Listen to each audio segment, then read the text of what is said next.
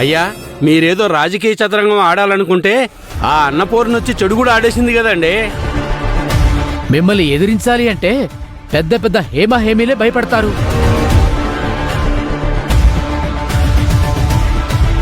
ఒక ఆడది, ఆవిడకింత ధైర్యం ఎక్కడి నుంచి వచ్చిందండి?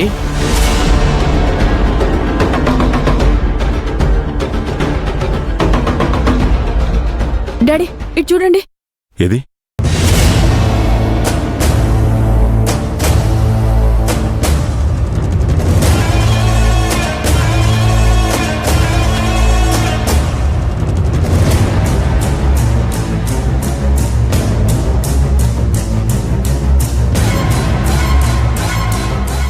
అయిపోయిందండి.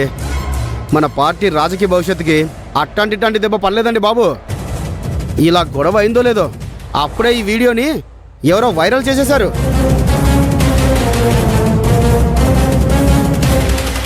ఈ కంపు మేము భరించలేం గానండి. మున్సిపాలిటీ వాళ్ళని పిలిపించి క్లీన్ చేయించుకోండి. మేము బయలుదేరతాం. పదండి పదండి, పోదాం. భరించలేం గాని.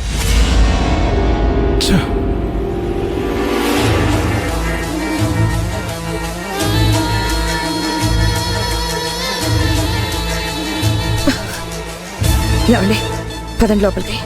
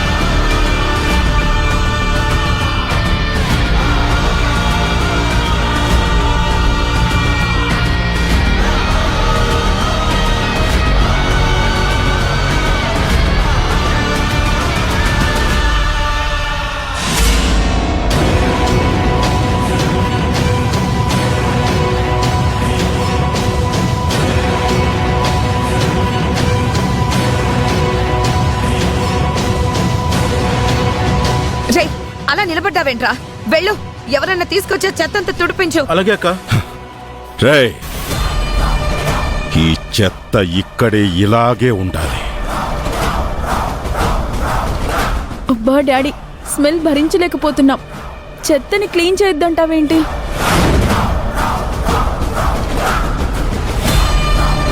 ఈ వాసననే భరించలేకపోతున్నానంటున్నా.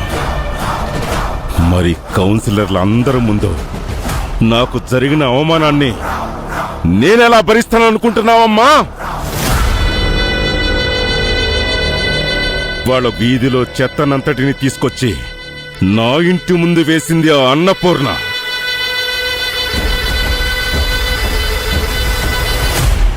ఇవాళ గుమ్మంలో వేసిన చెత్త రేపు నీ నట్టింట్లోకి వస్తుంది, తర్వాత బెడ్రూమ్లోకి వస్తుంది అని వార్నింగ్ ఇచ్చింది ఆ వేద.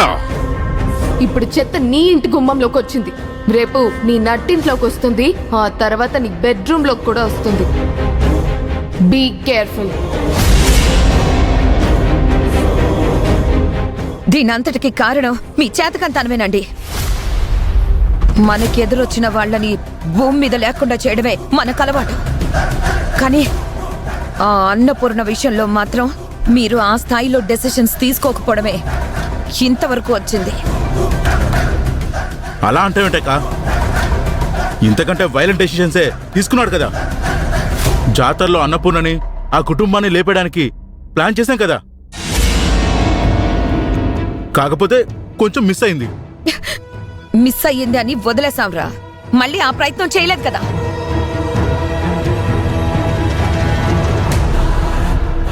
ఆ అన్నపూర్ణ వాళ్ళని దెబ్బ కొట్టడానికి, ఆ కుటుంబాన్ని నడి రోడ్డు మీద తీసుకొచ్చి నిలబెట్టడానికి విష్ణు ఉన్నాడు, ఆ ఇంట్లో కోటయ్య ఉన్నాడు, కొత్తిమీర కట్ట అంటూ నోంచుకుంటూ వచ్చారు. అది మన చేతకానితనమే అంటారు. ఇంతకాలం ఆలోచనతో ముందుకు వెళ్ళాలి అనుకున్నాను, కానీ ఇంకా ఆలోచించటాలు ఏవీ ఉండవు కాంచన. ఆ ఇంట్లో ఏదో ఒక కీడు జరిగేంత వరకు మన ఇంట్లో చెత్త ఇలాగే ఉండాలి, ఉంటుంది అంతే.